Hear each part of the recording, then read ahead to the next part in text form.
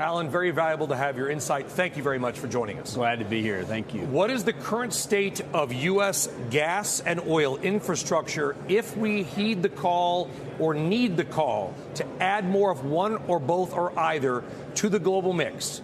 Do we have the infrastructure to do it? You know, infrastructure really is the key. In fact, we've had 6 major pipelines that have been stopped, canceled, projects that were certified by the Federal Energy Regulatory Commission that have been stopped. We have 31 projects right now that are in the queue behind the approval for the FERC's approval. So we have the capability, we have decades of low-cost gas supplies, but we have got a big issue on getting our infrastructure permitted to be able to get the gas from these low-cost basins into the markets, including the LNG facilities that we're going to be striving to build very quickly. And you're referencing the Federal Energy Regulatory Commission. I want to bring up something, though, that unfortunately I don't want to call anybody out, but I hear this fairly often, is that the Keystone Pipeline was canceled. The Keystone Pipeline was never canceled. It is up and running. It's been running for a long time. The Keystone XL, which is kind of an add-on / bypass, if you will, that's the pipeline that we talked about. People say, well, that's the answer. That was designed to bring Canadian crude to the Gulf of Mexico. Does the Keystone XL have any relevancy here at all? You know, certainly the Keystone XL makes a ton of sense to be connected to our Canadian partners who have always been a great supplier of energy to the U.S., and really somewhat symbolic at this point in terms of us being able to say, yes, we're open to bringing in supplies from Canada. But natural gas is really where we've really had the challenge on infrastructure and getting that built, because we have the supplies, not Canada. We have the low-cost gas supplies here in the U.S., and it's just a matter of getting a supportive regulatory environment for getting these pipelines permitted. So what, from the FERC, the Federal Energy Regulatory Commission, you're saying that these approvals are being held up or sitting on a desk somewhere? Yes. What are you hearing, if anything, from them about why, and what are you doing in response to that to try to come together with that agency and get these approved? Yeah. So we started about today. It takes about 4 years to get a pipeline project approved. It takes about 6 to 9 months to build one of these projects, but it takes 3 to 4 years now to get 4 to 5 times longer to get something approved. To get the paperwork. That is literally done. Paperwork. Yes. Is slower than laying thousands of miles of metal pipeline. Right.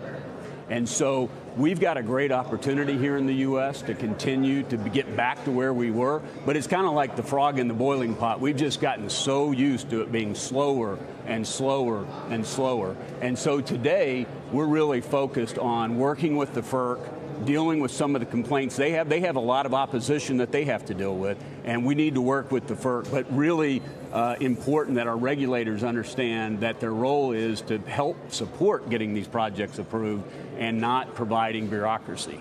Do you support, though, the idea that there have to be other considerations? Environmental considerations are real, and they are serious. Pipelines have been safe, but when something goes wrong, it tends to go wrong in a big way. What's the balance, Alan? How do you balance out the environmental needs and concerns to not poison drinking water to make sure we also have that infrastructure? Right. So, you know, gas pipelines in particular, I'm going to speak to gas pipelines. We have been doing those safely for a long, long time. And in fact, I would tell you the safety record at Williams is about as good as it gets. And so we've proven our ability to both contain natural gas, lower emissions around the world and here at home by using natural gas. And so we are not asking for easy regulation. Let me be very clear about it. We're just asking for clear, certain rules that we can abide by and move on. Today we have things called NEPA, which is basically all the agencies are way out of their swim lanes. Nobody has clear responsibilities. And that is really the bureaucracy that we're facing today. And we really, if we want to take advantage of this great natural resource, we have got to clear up our permitting process. Very quickly, we saw the Colonial Pipeline get hacked and shut down. That is obviously a gasoline pipeline, not a natural gas pipeline. But the cyber threat was real. And we found out how a couple of malicious hackers, likely coming from Russia or at least Eastern Europe, according to Eamon Javers, was able to shut down the most critical gasoline pipeline in the United States. What is Williams Companies doing to make sure that the cyber threat, because Putin uses it as a weapon, Alan, you know that. that the cyber threat is mitigated. Yeah. Well, this is an area I am really proud to say that we have been working with the federal government, with the National Security Council under Ann Neuberger, who really got us engaged earlier last year in starting to raise our cyber defenses. And we are, I'm not going to sit here and tell you there's not a major risk, because there certainly is a major risk, but I am very proud of the way industry and the government have been working together to make sure the intelligence that they have is fed into our defenses, and we're getting really good at that. I'm very proud of the way that's come together. Alan Armstrong, CEO of Williams Companies, really appreciate your time. Thank you very much for joining us.